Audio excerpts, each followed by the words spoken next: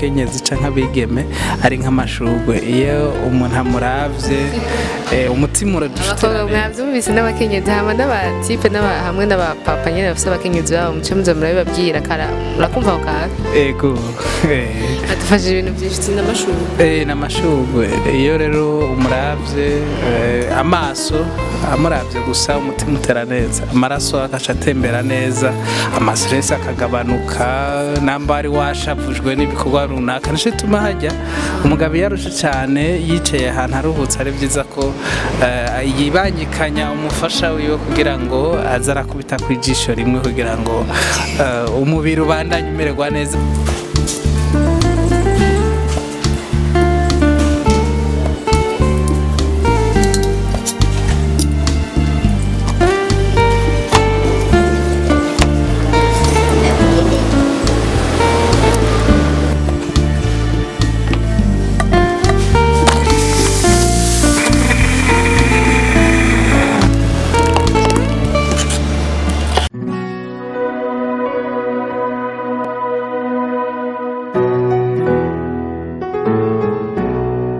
Hello guys, mumeze neza murakomenda baramukije cyane mwese aho muri mu Burundi mu bihugu byo hanze ndizera ko mumeze neza. Ni Ariela kuri Peace International TV natko namandabwira ko ndabakunda kandi mubwiriza ko nkombura iminsi yose no munsi rero twatewe iteka ridasanzwe kandi kugenderwa n'umuhinga adasanzwe rafa pasimana mwamubonye ariko no munsi rero nikindi gikorwa cyo kwinjiramwo ariko mbere yuko mvuga byose reka ndamwakire hano kuko murabona ko twahinduye n'ikibanza n'ahantu hameze neza cyane murabona nuko duhagaze tumeze neza ifoko dukorana ga sport rero reka banze ndamwakira umutumire wacu abanza bidondora ndazi ko hari abatari baramubonye ifoko abanza kubibwira izina kandi mumwibuke abamubonye n'abatari bwamubone mu mumenye karibu cyane.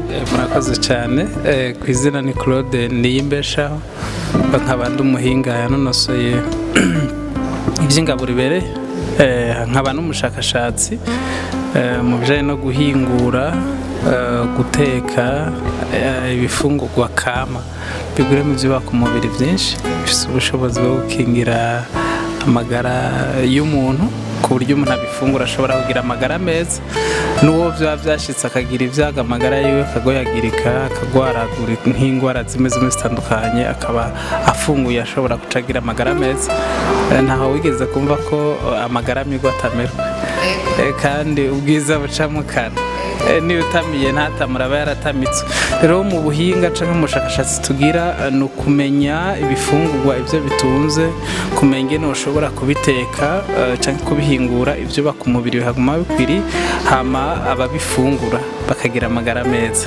za ngwara zifite gufungura nabi za ngwara zivugwa ntizikire zitandurana n'imizi akaba ari cyo gituma twahisemo gukorana n'imbonesha kure Peace International TV kugira ngo dushobore kwigisha amasinzi y'abantu batandukanye abashobora kumva ururimi rw'ikirundi canke bashobora no kubona ibyo turiko turakora arico gituma no munsi ubona twagerageje kwigisha abantu kumenya guteka ivyo bifungurwa.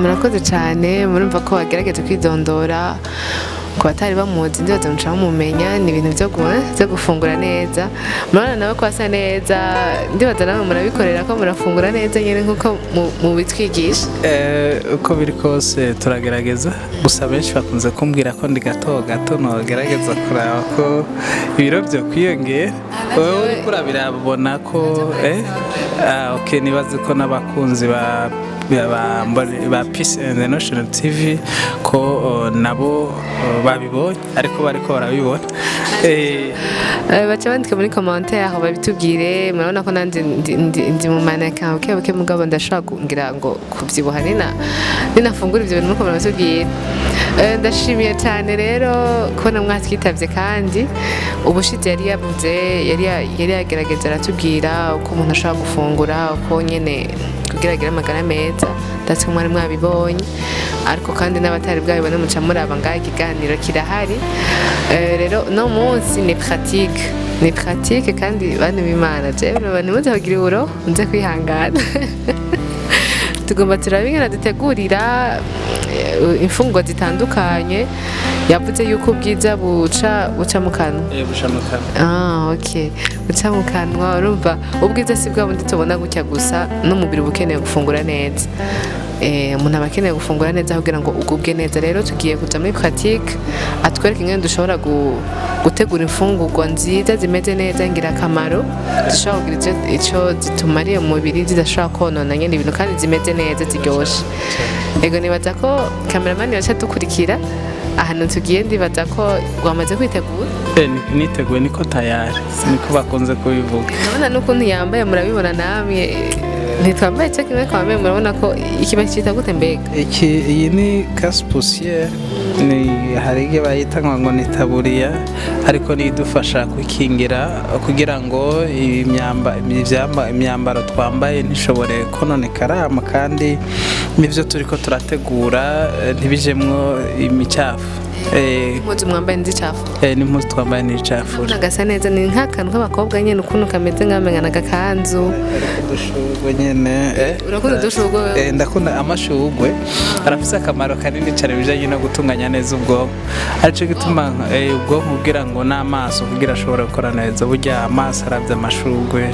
Naco gituma yavuga ko abakenyezi canke abigeme ari nk'amashurwe. Iyo umuntu amuravye umutima abakobwa mwavyumvise n'abakenyezi hamwe n'abatipe hamwe n'abapapa nyene bafise abakenyezi babo, muce muze murabibabwira murakumva ako kantu. Ego.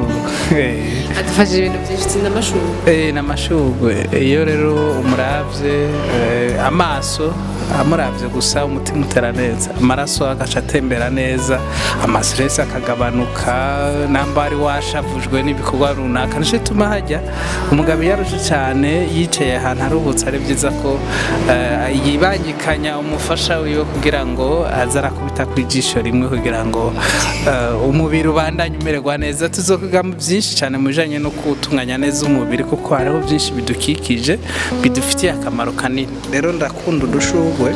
Ndabibona, iyi nayo bayita akanaga serviette, kadufasha kwikinda ko nyene, karadufasha mu kudukingira imicafu umuntu agiye guterura kugira amaboko ntashobore guhura n'umuriro, hama kandi umuntu akoze nko mu mazi kugira ngo ntagumakanye ku maboko, karagufasha gutunganya neza intoki.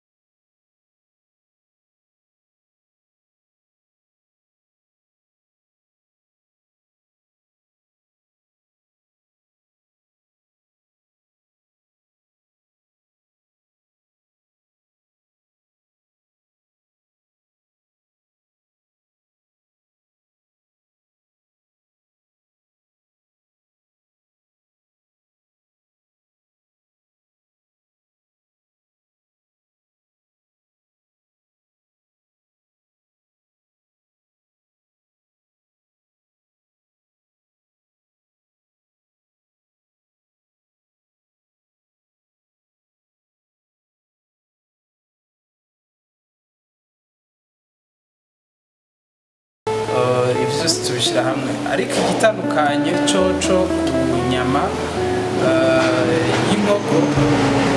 Turateka amazi akabira. Mu kuyitegura amazi amaze kubira turashyiramo umunyu,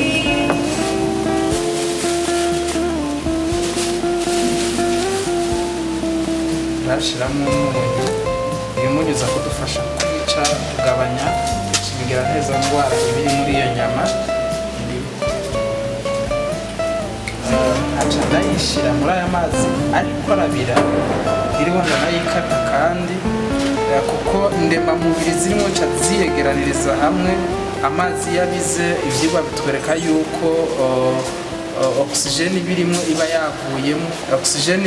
iba yavuyemo, imaze kuvamo ntibigishoboye kwica canke konona ndemamubiri, nca ziyegeraniriza hamwe kugira tugabanye ubukari bw'ibinure bishobora kuboneka mu nyama, hama kandi twongere n'akanovera k'inyama. Ikindi kandi n'imigera ntezandwara ibonekamwo ivemwo, tuca twongeramo indimu, dutangiramo indimu twakase, twayibitse muri frigo, twayikase.